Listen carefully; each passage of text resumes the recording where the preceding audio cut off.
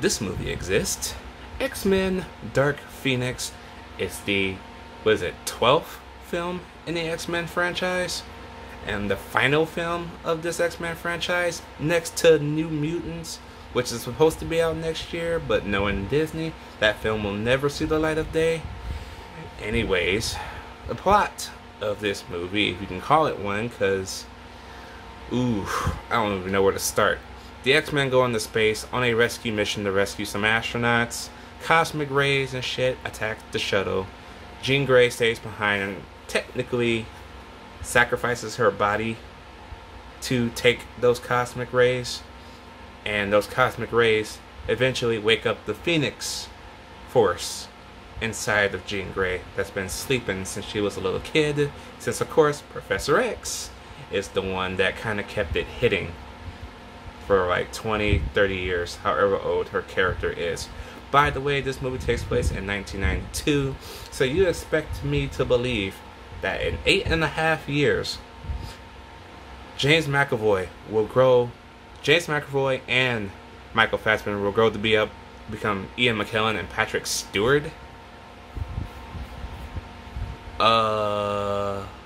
Okay. The timeline of these movies makes no sense. I've said this before, I'll say it again. It's not really a problem up until this current gen of X-Men movies. Because now you're going decades and the characters still looks the same as they were in the 60s, you know, when First Class began. And this is now 92. What? I know, The Last Stand no longer exists, okay? But I got a question for you, Fox and Simon Kinberg. Why the hell did you just remake the same goddamn movie? This is The Last Stand all over again. But the problem is, Last Stand, for some reason, had character development. Where's the character development in this? Because, okay, I give it. Last Stand is like, what, 2 hours even? This seemed like it was only 90 fucking minutes, man. This got like the Fan Stick treatment. It's like somewhere along the way, Fox decided to cut half of the movie down. Because it seemed like it just skips. Like I'm watching it 1 minute, and then the next minute we're at the end on the train. And I'm like, did I miss something? I didn't fall asleep. Did I miss something? What? This movie is not even 2 hours long, okay? The one everybody hated the most is 2 hours long. And that was the one everybody hated the most for the last, what, 12 years now? About the same length? No, 13, because this came out in 06. I graduated high school in 06. So 13 years. That movie's been getting all the hate. You know what? I'm going to go ahead and I'm going to say it. It may not be popular, but I'm going to fucking say it. X-Men The Last Stand just became the Star Wars prequels. And what do I mean by that? The Star Wars prequel is now the second coming of Christ compared to these Disney ones.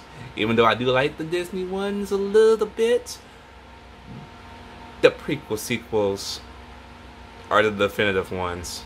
Because they matter.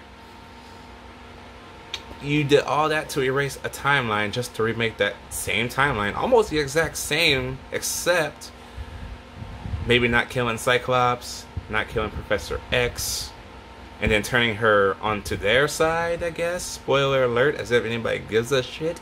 This movie probably lost like almost $100 million already, so I don't think none of y'all do. But apparently, after all this bullshit, after she kills Rogue, aka cutting off Jennifer Lawrence's contract, thank God, because she stopped giving a fuck. Days of Future Past, as I want to say, she stopped giving a fuck. So after they cut that cost, it's like they ran out of budget. This movie cost $200 million. Where did it go? This movie looked like it cost $90 million. There's barely really any special effects besides the space scene, the train sequence, and then maybe CGI versions of Phoenix and then Michael Fassbender flying all around because they both can fly willy-nilly like the way they want to and everything like that. I mean, you give Quicksilver another good scene only to not complete that scene, you know? It's like, oh, we're gonna tease you. He's about to come and do another awesome scene. Oh, wait, no, he's not. Sit your ass down. For the fourth time, you couldn't give us a good, or third time, really, as I should say, you couldn't give us a good Quicksilver scene. Sorry about that interruption, but yes, as I was saying, you do all this shit, and she kills her, and several other people, and what she does, she turns good out of whatever fucking reason and helps the X-Men out. I thought she was the bad guy. I thought that was the whole point of the movie being changed to her fucking name. I thought she was supposed to be the legit part of this movie, but apparently I guess I was wrong because you turn her onto their side again, but still as Dark Phoenix, you know? Okay, whatever. I stopped giving a fuck a long time ago, just like Michael Fassbender, and I love that scene in this movie.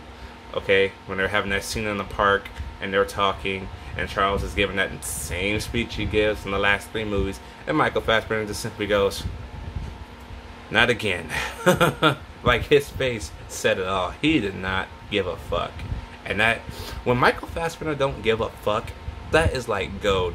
Watch Assassin's Creed. That is the pinnacle of him not giving a fuck, or him just like, I don't know what the fuck's going on, but oh well. It is amazingly awesome. He can make any bad movie awesome because of him not giving a fuck, or him just not knowing what the fuck's going on. I love it. I fucking love it. But I will give the movie its merit. The only 2 good things about this movie is James McAvoy and Michael Fassbender, even though they really don't give a damn anymore because they know this is it. And some of the effects were nice, except, you know, for the characters flying around because, you know, they're CGI. But when everything is like action spectacle and shit like that, and the effects look good, I gotta give it my praise. Even for the part which looked like they were at Jean's house again in the last movie, here in this movie, because that did look like practical effects a little bit as well, and it was well done. So I will give it that. But other than that, don't waste your time on New Mutants. This is how much I give a shit. I almost called this bitch New fucking Mutants on X-Men Dark Phoenix. I'm not even sure I'm even gonna buy this to add it to my X-Men collection. I don't know. That's a first. I bought all the other terrible X-Men ones, even the Origins Wolverine, which I kind of like. That's kind of like a guilty pleasure right there. But yes, I will give Dark Phoenix a D, because she's all about that D. Anyways, let me know what you guys think about Dark Phoenix down below. Did you like it? Did you not like it? And I will see you guys in the next one.